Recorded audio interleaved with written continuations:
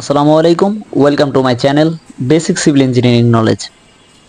আজকের ভিডিওতে আমরা দেখব একটি কলামকে কিভাবে অধিক শক্তিশালী করা যায়। আচ্ছা, একটি কলামকে কিভাবে শক্তিশালী করা যায়? এটা কি শুধু সিমেন্ট, স্যান্ড অ্যান্ড এগ্রিগেট বেশি ব্যবহার করলেই কি কলাম শক্তিশালী এবং স্ট্রং হবে?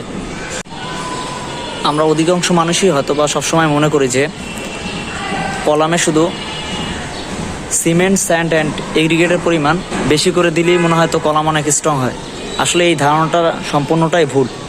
তাই আজকের ভিডিওতে আমরা জানবো যে কিভাবে একটি কলামকে শক্তিশালী করা যায়।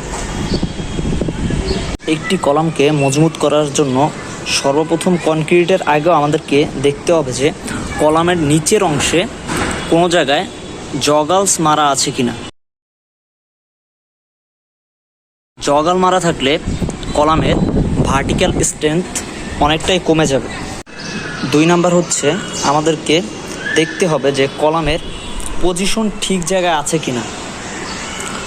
ড্রয়িং অনুসারে কলামকে সেম পজিশনে বসানো হয়েছে কিনা। এরপর কলামের মিনিমাম M20 গ্রেডের কনক্রিট দিয়ে ঢালাই করতে হবে। M20 মানে হচ্ছে 1:1.5:3, মানে 1 ব্যাগ সিমেন্টের সাথে 1.5 ব্যাগ বালু এবং 3 ব্যাগ পাথর ইউজ করতে হবে।